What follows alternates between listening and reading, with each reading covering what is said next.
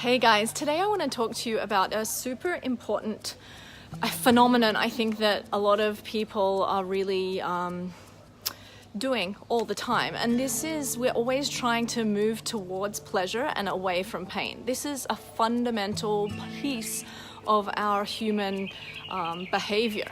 It's a principle that's called the pleasure-pain principle, and it basically means that as humans we're basically attracted to seeking pleasure and avoiding pain, and this is underpinning all of our behavior in our lives. So you can see this in the way that as a society we're always like drowning our sorrows or sucking it up, or telling our kids to oh, stop crying, you'll get over it, and dust yourself off and get back on the horse. So this real ethos that we've got built into our society is not really helping us in any way, shape or form, because when you do this, when you ignore the pain, what you resist actually clings onto you even further. So the more you try to pretend that everything's okay, the worse things get, and actually the emotional wounds that we have, instead of getting better when we ignore it, they fester and they get worse and worse and worse. So even things from your childhood, small moments here and there that maybe upset you at the time, if you don't deal with it and move on from it, you're going to just be this ball of pain that affects other relationships. Have you heard of this quote that's been going around lately that says, if you don't heal what hurt you, you'll bleed all over people who didn't cut you? And then there's another one, so that refers really to the emotional wounds that we have. You're going to lash out, you're going to repeat the same patterns, you're going to, maybe have sore spots when your partner says something to you. And that's the type of recurring problems that we have from pushing down and suppressing our pain. And then it can also manifest physically as well. Henry Maudsley said, "Sorrow which has no vent in tears can make other organs weep." And that is really clear for explaining how a lot of these physical ailments that we have, it's all just an expression of deeper wounds that we have accrued along the way throughout our life. So the solution really is for us to unbury the pain, at least temporarily, just to have a quick look at it, not to wallow in it, not to dwell on it, and certainly not to really, pick at the wounds. It's not about that. And in the work that I do with my clients in hypnosis, we just go back, what's called regression, to have a quick look at what is the real root and the cause of the pain, so that we can identify it, figure out, is that really relevant in today's life, in your life today? And then we can let it go and move on from that. Because how the human mind works, when we're developing, let's say between the ages of 2 and 12, we're like a sponge and we watch everything that goes on around us. And when we see something that happens, we make up an assumption about ourselves and about the world that we're living in. And then what happens is we develop like a safety mechanism to cope with that. So let's say our father left our mother and we lived our life without a father figure. So then in that child's view, you think to yourself at that moment, oh, so men always up and leave. When things get tough, men are gone. And then you have that idea, let's say when you were 4, and then you live your whole life proving to yourself that your theory is correct. And so this is how we develop these patterns in our life. We all have them. I have them too. These little kind of trigger points that even when someone doesn't even say anything so wrong or so bad, but you fire up and get super angry, and that is like a raw wound for you. And so that is the clue as to, what it is inside you that needs healing. So let me give you an example of one of the clients that I saw just a little while back. She came to me wanting to work on her sexual expression because she was feeling that she was really stuck and there was something in the way, and she couldn't figure it out consciously, like what was in the way, because she thought to herself, okay, well, I haven't been sexually assaulted, I haven't been ever taken advantage of, I feel pretty free in my body, I don't understand how I can't make that next leap to expressing myself sexually in the way that I want to do. So that's what she said to me. So in hypnosis, we're able to really get the deeper answers to these types of questions, because like that client, she couldn't figure it out logically. There was no logical reason for her feeling inhibited sexually.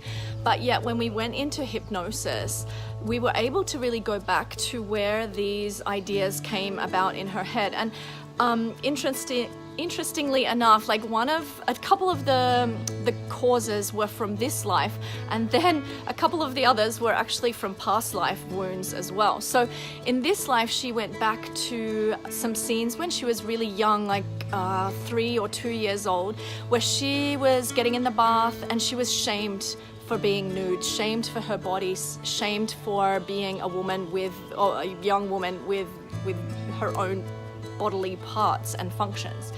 And then the other scenes that she went back to, when I directed her to go back to the scenes of where this actually started for you, weirdly enough, were actually past life scenes. And that does happen from time to time, depending on where the wound really started. And so in one of the past lives that we visited, when trying to clear this sexual blockage for her, she was raped, and she had to bring up the child of the rapist in a village where she was scorned and outcast for her role in the rape. Go figure. But that was really one of the points where she kind of had this hangover, a past life hangover, I like to call it, where she felt she couldn't be free and easy sexually, because in that life she had spent 40 years being scorned for being a sexual object. So in this life, it was not even in her conscious mind, but just in the back of her mind, deep within her subconscious, where she didn't feel like she was able to really express herself in the way that she wanted to do so. So just by going back into the subconscious mind and looking for where the root of these problems came about, we're able to just really figure out, is it relevant for you in your life today to be living by the safety mechanism that you put in place? So in the case study that I just shared with you, that client, is it really relevant that now she holds herself back from being free sexually because of being shamed for her body at 3 years old? Like, does she really want to do that? So when I show her that in hypnosis with the subconscious mind, which is where the trauma is held and where the emotions and behavior patterns come from, she's able to really see, okay, no, that's not relevant to me what happened when I was 3. Okay, fine, it had an impact at the time, but as a 27-year-old woman, do I want to let that stop me from being free and easy and sexual in the way that I want to? So she was able to say no. Likewise with the past life that we visited, how is that even relevant? How should she let that stop her from being her own true self and expressing herself in the way that she wants to in this life? So we were able to kind of like cut those ties to these wounds from the past that are literally no longer relevant to her these days, and are literally no good reason for her to be stuck in this pattern where she felt that she couldn't express herself, where she was trapped and not free and easy in her own body. So when we address our pain, we're able to just take a look at it, accept it, and then move on from it. It's not about dwelling in it. It's not about wallowing in it. It's just about accepting what really happened. So the key points of what I'm talking about today, I just want to recap that for you guys, especially if you're joining late. Number 1 is stop running from your pain.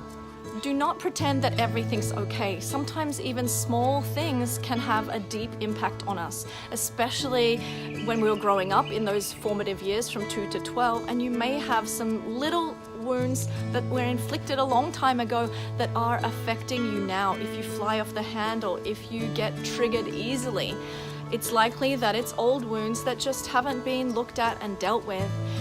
And then the second thing that I wanted to recap on is that freedom from your patterns that are going on today are achieved only through healing past hurts. So don't pretend that everything's fine. Don't try and stuff things down. Don't get home after a shitty day and think, oh my God, I need to drown my sorrows with a bottle of wine and other distractions. We don't need to do that. We just need to acknowledge what's going on, how we feel, and when we don't push things away, we can easily move past. It's simply the act of resistance that really attaches these troubles to us even more deeply. So let me know what you think in the comments below. I would love to hear what you make of all of this, and please feel free to share. I'd love for as many people as possible to see this video. So thank you for watching, guys, and I'll see you later. Bye.